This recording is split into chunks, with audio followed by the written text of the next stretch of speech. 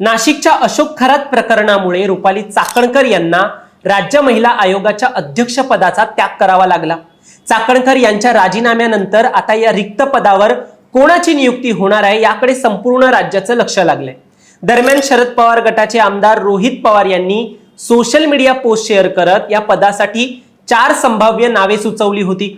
तर दुसरीकडे राज्य महिला आयोगाच्या अध्यक्षपदासाठी शिवसंग्रामच्या नेत्या ज्योती मेटे यांनी देखील इच्छा व्यक्त केली असून त्यांनी उपमुख्यमंत्री सुनेत्रा पवार यांना बारामती निवडणुकीसाठी पाठिंबा जाहीर केलाय।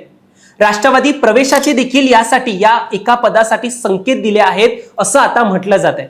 आता या व्हिडिओच्या माध्यमातून या ज्योती मेटे कोण आहेत, रोहित पवारांनी जे नाव सुचवले ती 4 नावे कोणाची आहेत, याशिवाय भाजपमधून देखील एक नाव समोर येते, ते नाव कुणाचं आहे, सगळं काही या व्हिडिओच्या माध्यमातून आपण जाणून घेणार आहोत।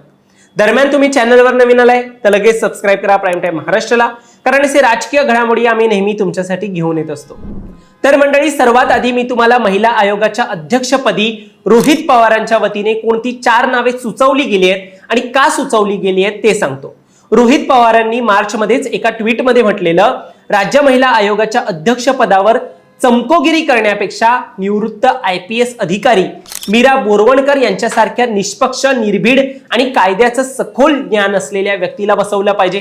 त्यानंतर त्यांनी ॲडव्होकेट वर्षा देशपांडे यांच्यासारख्या सामाजिक क्षेत्रात मोठं काम असलेल्या व्यक्तीचं नाव देखील घेतलं।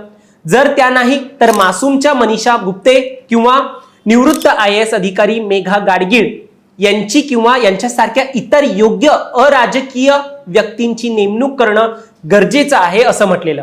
एकूण काय तर कोणत्याही राजकीय पदावर व्यक्तीची नेमणूक न करता निवृत्त अधिकारी अथवा सामाजिक कार्य करणाऱ्या महिलांपैकी एक या पदावर असलं पाहिजे असं रोहित पवार यांचं म्हणणं होतं। पण या सगळ्यात आता ज्योती मेटे यांचं नाव मोठं चर्चेत आलंय। शिवसंग्राम संघटनेच्या नेत्या ज्योती विनायक मेटे यांनी राज्य महिला आयोगाचे अध्यक्षपद मिळत असल्यास त्यानुसार राजकीय भूमिका घेण्याची तयारी असल्याचं एका पत्रकार परिषदेत सांगितलंय। महिला आयोगाच्या अध्यक्षपदाबाबत मेटे म्हणाल्या, हा मुद्दा शासनाच्या अधिकार कक्षेतला आहे, मात्र आयोगाच्या अध्यक्षपदावर काम करायला निश्चितच आवडेल। या पदावर काम करण्याची क्षमता आहे। प्रशासकीय अधिकारी म्हणून अनेक वर्ष मी काम केलेलं आहे असं देखील त्यांनी त्यांची प्रतिक्रिया जी आहे ती व्यक्त केलेली आहे। मग पत्रकारांनी देखील विचारलं, या पदावर काम करण्यासाठी तुम्ही राष्ट्रवादी काँग्रेस अजित पवार पक्षात प्रवेश करणार का? यावर मेटे म्हणाल्या, पक्ष प्रवेशासंदर्भात लगेच निर्णय घेता येणार नाही। आता राजकारण वेगळ्या दिशेने जात आहे। समाजकारण करताना काम करण्यासाठी राजकारणही करू। आयोगाच्या अध्यक्षपदाची संधी मिळत असल्यास त्या अनुषंगाने भूमिका घ्याव्या लागल्या तर त्या जरूर घेतल्या जातील असं मेटे म्हणतात। ज्योती मेटे यांचं या पदासाठी नाव येण्याचं टायमिंग पाहणं देखील तितकंच महत्वाचं आहे। बारामती विधानसभेच्या पोटनिवडणुकीत राज्याच्या उपमुख्यमंत्री सुनेत्रा पवार यांना शिवसंग्राम संघटनेच्या वतीने पाठिंबा देण्यात आलाय आणि या संघटनेच्या अध्यक्षच ज्योती मेटे आहेत। या निवडणुकीत सुनेत्रा पवारांना प्रचारामध्ये देखील त्या सहभागी होणार आहेत असं त्यांनी स्वतः घोषित केलेलं आहे। त्यामुळे मेटे हा राजकीय टायमिंग साधून आयोगाचं अध्यक्षपद मागणार आहेत का हे पाहण्यासारखं असणार आहे। याशिवाय भाजपच्या नेत्या चित्रा वाघ यांचं नाव देखील या महिला आयोगाच्या पदासाठी चर्चेत आहे।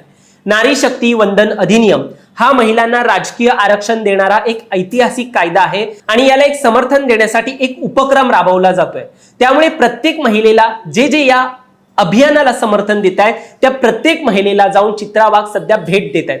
विरोधी पक्षाच्या महिला जरी याला समर्थन देत असतील तर चित्रा वाघ त्यांना जाऊन भेटतायत।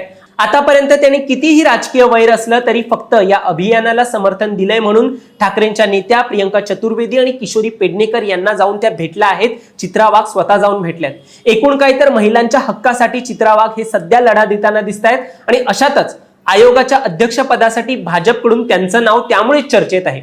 मध्ये तर एक बातमी देखील व्हायरल झालेली, भाजपने महिला आयोगाचे अध्यक्षपद आता आपल्याकडे ठेवण्यासाठी आग्रह धरलाय। जेव्हा रुपाली चाकणकरांनी राजीनामा दिला होता तेव्हा हा आग्रह धरल्याचं म्हटलं जात होतं आणि या बदल्यात या आयोगाच्या अध्यक्षपदाच्या बदल्यात राष्ट्रवादी काँग्रेसला महामंडळ देण्यात येणार असल्याचं देखील म्हटलं जात होतं। मग हा निर्णय घेऊन चित्रा वाघ यांना हे पद देणार का हे पाहणं आता महत्त्वाचं ठरतंय। कायद्यानुसार इतर कोणत्याही पक्षातून स्वतंत्र व्यक्ती असेल किंवा सामाजिक कार्यकर्ता असेल तो या पदाचा अध्यक्ष होऊ शकतो, पण व्यवहारात हे पद सत्ताधारी युतीतल्या म्हणजेच महायुतीमधल्या राजकीय समीकरणानुसार आणि भागीदारीनुसार ठरणार आहे। सध्या महायुतीचे सरकार सत्तेत आहे, म्हणून नियुक्ती त्यांच्या चर्चेनुसार होईल। महिला आयोगाच्या अध्यक्षपदाला कायदेशीर आणि वैधानिक महत्त्व असल्याने तसेच या पदाकडे काही विशेष अधिकार असल्याने बऱ्याच वेळेला हे पद प्रत्येक पक्षाला महत्त्वाचं वाटतं।